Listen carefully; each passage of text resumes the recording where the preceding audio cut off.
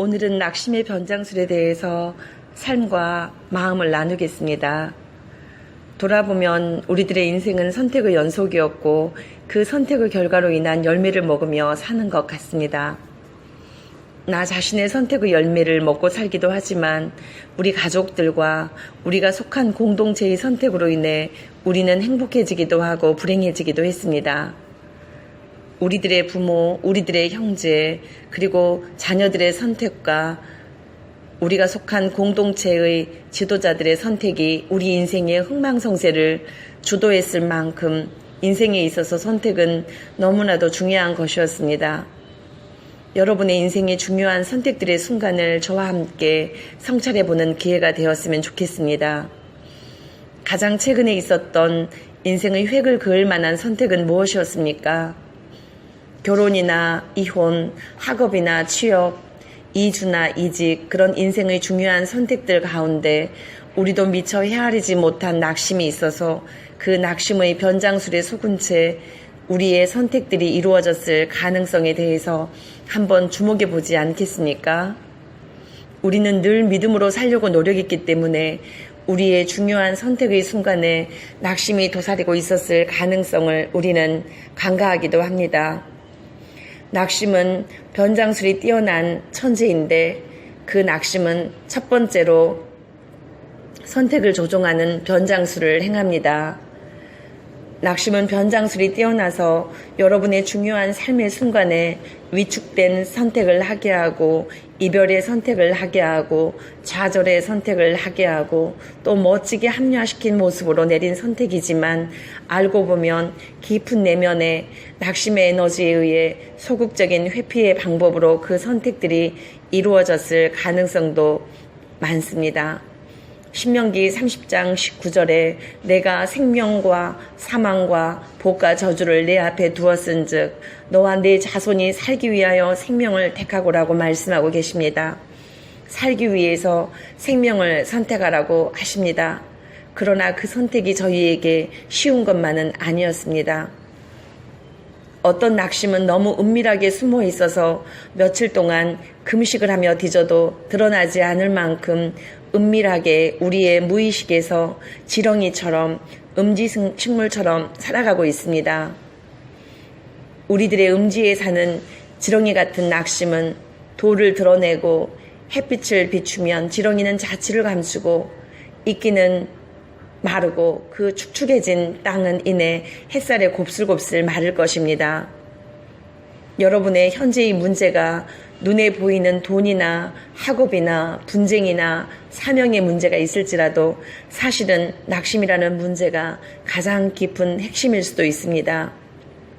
어떤 40살이 넘은 청년이 있었습니다. 그는 지방에서 서울 명문대학 법대에 입학했으나 사법시험에 9번째 낙방을 끝으로 다시 지방에 내려와 방문을 걸어 잠그고 직거생활로 들어갔습니다. 처음에 교회 생활도 했지만 고시 실패생이 적응할 만한 교회는 그리 많지 않았습니다. 오랜 직거생활로 살까지 찌자 아예 바깥 출입을 없애고 밤에 잠시 나와 라면을 끓여 먹거나 음식을 들고 방 안으로 다시 들어갑니다. 부모님은 70이 넘도록 일을 하시고 그런 아들이 속상해서 처음엔 잘 해주지만 이내 아들이 쓰는 스마트폰과 인터넷을 끊었습니다. 그 사람의 문제의 핵심은 무엇일까요? 그 중년이 된 청년의 문제는 어디서부터 풀어야 실마리가 풀릴까요? 청년의 병명을 낙심이라 생각하고 접근하는 방법과 비난이나 원망으로 접근하는 방법 중 어떤 것이 성공적인 결과를 이끌어내겠습니까? 우리는 우리 가족 중에 누군가가 이렇게 살아간다면 그 낙심을 연민을 가지고 기다려주기란 쉽지 않습니다. 그것은 극심한 고통을 안겨다 주는 일입니다.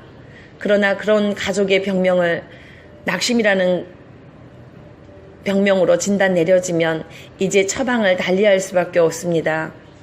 불평과 비난은 변화라는 혁명을 일으킬 수 없는 악한 열기일 뿐입니다.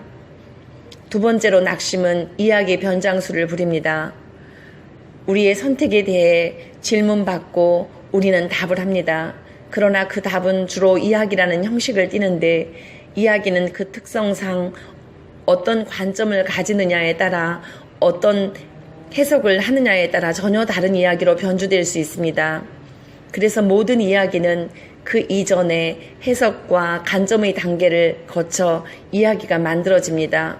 그러므로 모든 이야기는 해석과 관점에 따라 전혀 다른 이야기로 변형되기도 합니다.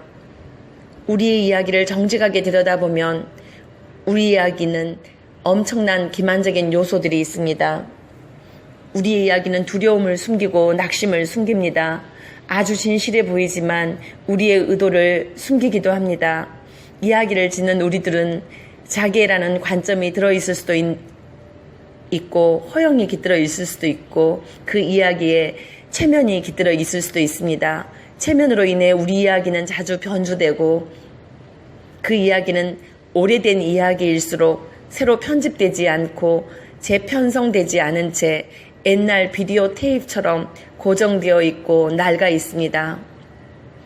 우리는 우리 이야기를 대청소하고 우리 이야기를 정화시키려는 노력을 게을리합니다. 회개하지 않고 반성되지 않는다면 우리의 이야기는 변형되지 않습니다. 그러나 공동체의 역사를 어떻게 해석하느냐에 따라 우리의 이야기가 달라지고 현재와 미래의 방향이 달라지듯이 개인의 이야기의 역사를 어떻게 해석하느냐에 따라 현재와 미래가 달라집니다. 우리 자신도 속는 우리의 옛날 이야기는 때로 재편집해야 하는 이유가 됩니다. 우리는 우리 자신의 부끄러움을 숨기기 위해 우리 이야기를 사람들에게 말하는 용도의 스토리를 만들기도 합니다. 그런 이야기 안에 기만이 숨어 있을 수도 있고 부끄러움이 들어있다는 것을 우리는 자주 의심하지 않고 자신을 믿습니다. 그러나 에레미야 17장 9절에 만물보다 거짓되고 심히 부패한 것은 마음이라 누가 능히 이를 알리오마느니라고 말하고 있습니다. 우리의 마음이 거짓되고 썩었다는 것입니다. 부패한 것들은 모두 불쾌감을 주는데 우리의 썩은 마음들은 불쾌감을 주고 거짓되기까지 합니다. 우리의 마음들은 자기중심의 에고를 기반으로 하기 때문에 이야기를 조작하고 그것을 진실이라 믿어 의심치 않습니다. 그렇게 자기 기만적인 이야기의 보자기를 풀면 그 안에 낙심이 깊숙이 자리 잡을 수 있습니다. 모세의 광야에서의 결혼과 삶은 그 안에 낙심이 자리 잡고 있었습니다. 아브라함의 하갈과의 연합은 그 기저에는 낙심이 자리 잡고 있었습니다. 사울의 다윗을 추적하는 행위 뒤에는 하나님으로부터 백성으로부터 버림받았다는 낙심이 있었습니다. 엘리야의 로더임 나무 아래에만 낙심이 있는 자리가 아니고 이스라엘 12지파의 정탐행에 도살인 마음도 낙심이었습니다.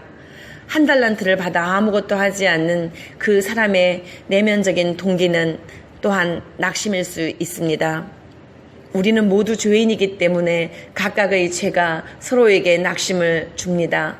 무능력과 무력함과 굳은 마음과 숨겨진 마음의 저변에 가장 큰 원흉은 어쩌면 낙심일 거라고 생각해 본 적이 있으신지요? 오늘이라는 현재에 서 있는 우리들은 불완전하고 연약하며 무능력하고 무기력합니다. 어떤 일에 상당한 의욕을 가지고 있지만 우리의 마음을 뒤적이다 보면 여기저기서 떨어진 마음들이 숨을 죽인 채 한 번도 눈길도 받지 못한 채 발뿌리에 채이는 돌멩이처럼 떨어진 마음들이 처박혀 있음을 보게 됩니다.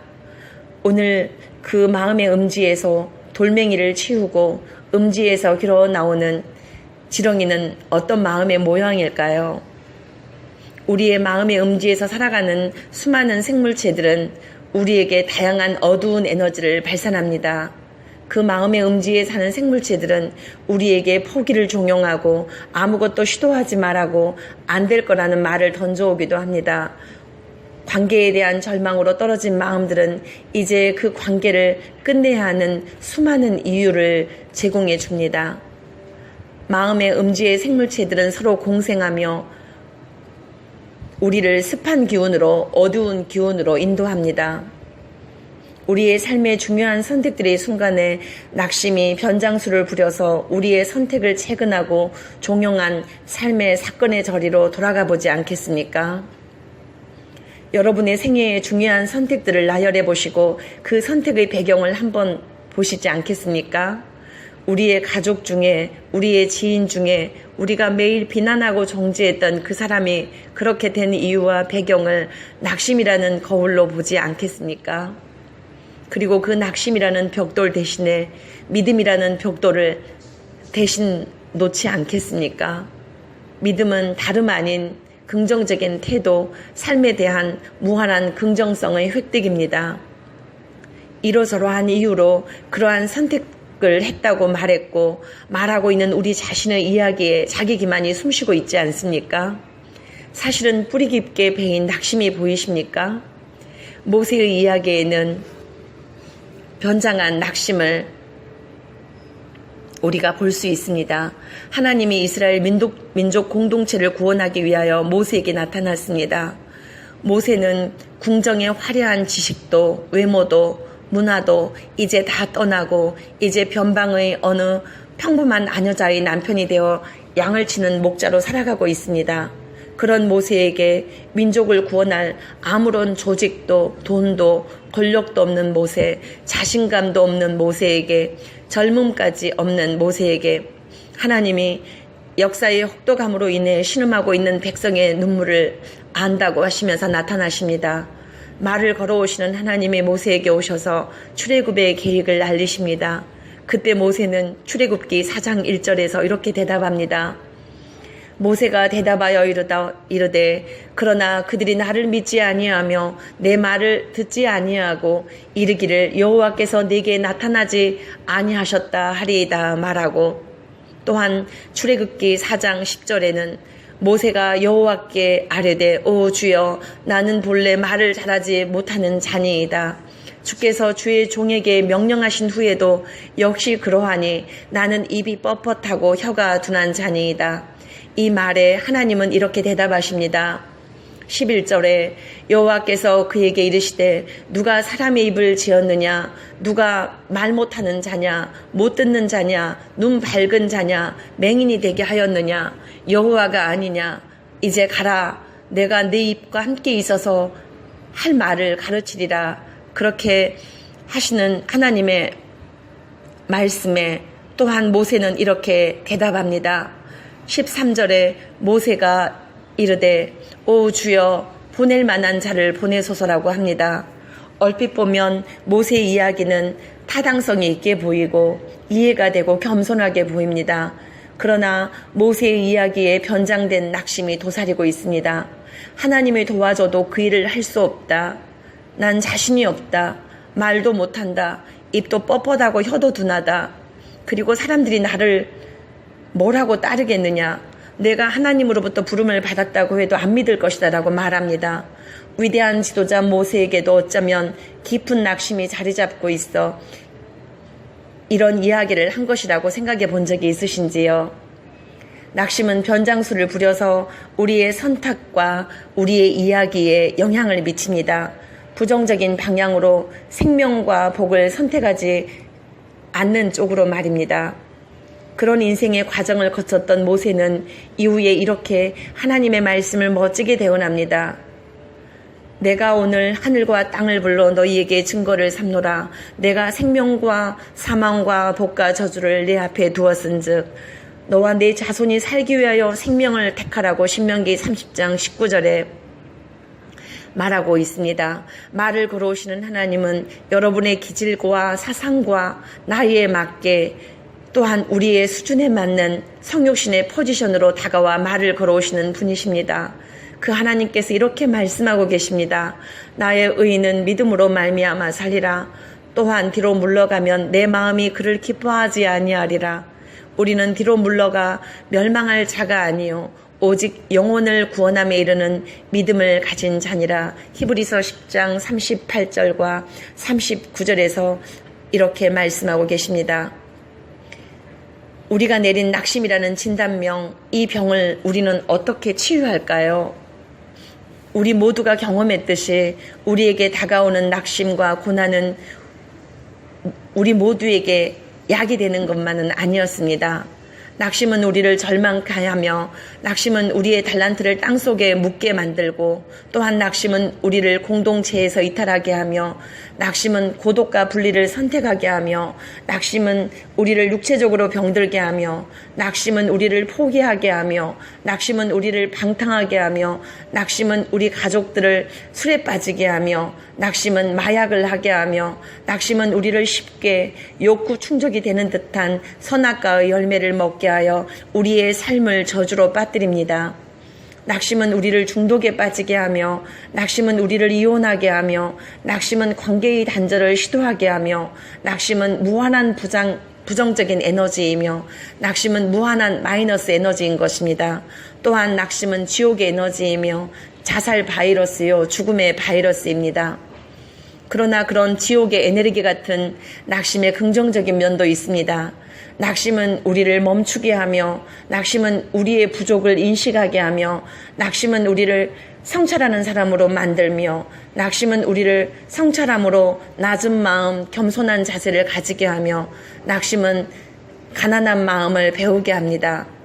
또한 낙심을 가진 또 다른 사람들을, 연민을 가지고 체휼하게 하며, 낙심은 타인을 이해하고 수용할 수 있는 체휼의 에너지를 만들어주기도 합니다. 낙심의 길목은 고독을 통과하게 하며, 고통을 통하여 정화시키는 에너지 자원으로 또한 사용되기도 합니다. 낙심에 대해 무조건적인 긍정을 요구한다면 그 긍정적인 태도는 천박하고 값싼 것이 되기도 하여서 조롱을 당하기도 할 것입니다. 낙심하십시오. 그리고 절망하십시오. 그러나 이내 낙심을 진단하시고 다시 일어서십시오. 그리고 다시 시작합시다. 그런 낙심과 믿음 사이의 고통을 아는 분들에게 하나님은 과거로부터 자유하고 미래를 향해 달려갈 수 있는 하나님의 에너지를 주실 것입니다. 그러나 모든 고난이 그렇듯이 우리 모두에게 플러스 에너지로 사용되는 것이 아니듯이 이제 우리는 낙심에서 일어설 때입니다. 우리는 이미 충분히 오래 머물렀습니다. 이제 그 자리를 털고 일어나는 그 자리에 하나님이 쓰신 편지의 구절을 전해드립니다. 믿음이 없이는 하나님을 기쁘시게 하지 못하나니 하나님께 나아가는 자는 반드시 그가 계신 것과 그가 자기를 찾는 자들에게 상 주시는 이심을 믿어야 할지니라. 히브리서 11장 6절은 이렇게 기록하고 있습니다. 낙심은 다양한 모습으로 우리 삶에 변주되어 자리 잡고 있습니다. 그 낙심의 벽돌을 뺀 자리에 긍정적인 삶의 태도를 놓읍시다. 긍정적인 태도는 다름 아닌 삶의 태도를 긍정적으로 가진다는 것을 의미하고, 또한 그 긍정적인 태도가 믿음인 것입니다. 히브리서 11장에 나오는 많은 믿음의 사람들, 아브라함은 100세의 아들을 낳았고, 세례 요한은 믿음으로 광야에서 석청과 메뚜기를 먹으며 기도하는 능력자, 하나님의 메신저가 되었고, 삼손은 육신의 욕구로 인해 좌절된 젊은 날의 실패를 믿음으로 전환시켰고, 야곱은 젊은 날에 거짓말한 죄로 타인을 속인 삶의 실패를 극복하고, 또한 이스라엘 12지파를 낳는 후손이 되었습니다. 타인의 모함과 책동으로 사춘기 시절에 삶을 유린당한 요셉은 믿음으로 이방 땅에서 노예의 신분을 벗어나서 국가의 문제를 풀어나가는 국무총리 자리에까지 나아갔습니다. 우리의 삶의 선택 가운데, 우리의 삶의 스토리 가운데, 우리의 이야기의 역사 가운데 뛰어난 변장술로 자리 잡은 낙심을 발견하고, 이제 그 낙심과 열심히 결별을 선언하며 전진할 때 우리는 믿음이라는 긍정성을 선택했습니다. 긍정적인 삶의 자세로 전진하며 나아갈 때 우리는 얼마 지나지 않아 또 거대한 낙심과 작은 낙심들이 우리를 공격해 오는 것을 목도할 것입니다. 그럴 때 우리는 정신을 바짝 차리고 가만히 들어와 자리 잡는 낙심의 변장수를 간파하고 싸워 나가야 할 것입니다. 목표를 정하시고 그 목표를 향해 일심이라는 단마음을 선택하시고 그 일심을 방해하는 모든 부정적인 에너지를 물리칩시다. 그리할 때 우리는 우리의 삶의 열매를 맺게 될 것이고 눈에 보이지 않는 것을 눈에 보이는 것처럼 현실화시킬 수 있을 것입니다. 그 일심은 희망이라는 에너지, 긍정이라는 에너지를 가지고 가동시켜야 순간순간 낙심과 싸워 이길 수 있을 것입니다. 그것이 믿음의 선택인 것입니다. 이제 낙심을 버리고 산등성이 위에서 소리칩시다. 야호를 부르면서 말입니다. 러시아 말로 만세는 우라인데 한번 같이 외쳐보시지 않겠습니까? 두 팔을 벌리고 우라 우라 이렇게 소리치면서 말입니다. 믿음은 소망의 다른 이름이며 희망의 다른 이름입니다. 희망을 버리지 말라는 것입니다. 소망을 버리지 말라는 것입니다. 그것이 기적을 가져다 줄 것이라고 예수님은 그가 만난 민초들에게 말씀하셨습니다. 믿음이 너희의 역사를 바꿀 것이다라고 말입니다. 환경을 이기고 육체적인 조건, 인간의 배경 정서가 되는 신체적인 조건, 1차 정서인 육신의 한계를 뛰어넘어 거대한 믿음으로 나아가라고 말입니다. 그 믿음은 긍정과 부정 사이의 선택을 통과하게 되어 있습니다. 우리는 긍정을 선택하며 전진하며 나아가야 할 것입니다. 그것이 그 믿음이 우리들에게 주는 하나님의 답이며 하나님의 선물인 것입니다. 믿음은 살기 위하여 우리가 선택해야 할 생명과 복인 것입니다. 여러분이 맞이하고 있는 문제 중에서 혹시 낙심이 변장수를 부려 여러분의 인생 깊이 뿌리내린 채 여러분의 인생에 자살 바이러스를 제공하고 있는 것이 아닌지 살펴보지 않겠습니까? 사탄의 나라에서는 인간에게 제공하는 것 중에서 박인세일이 필요 없는 최고의 아이템이 낙심이라고 합니다. 낙심이 전염되면 우리 모두는 서서히 죽는 것이기 때문입니다.